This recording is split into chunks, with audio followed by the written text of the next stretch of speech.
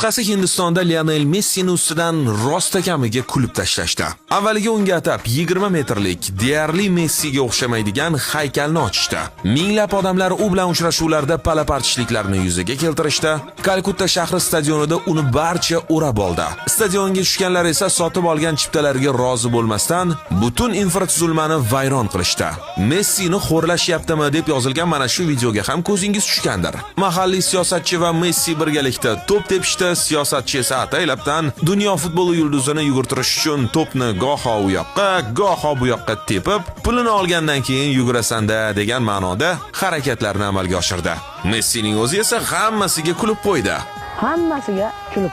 Kimdirlar Messi bilan uchrashgan Bollywood yulduzlari uni mensimaganlikda ayblagan bo'lsa, boshqalar Messi va uning do'stlarini olib yurgan kichkina mashinaga e'tibor qaratishdi. 8 karra oltin to'p sohibi mashinaning 3-qatoridan bir amallab joy olganini ko'rishimiz mumkin. Bosh yulduz Messiga-ku mana shunaqangi e'tibor. Unga hamrohlik qilayotgan Inter Miami'dagi jamoadoshlari Luis Suarez va Rodrigo de Paulga bo'lgan munosabatni-ku aytmasak ham bo'ladi. Xullas, Leoning Hindistonga sarguzashtlari salkam xo'rlanishlar bilan o'tyapti. Lekin anchagina quvnoq kayfiyatda.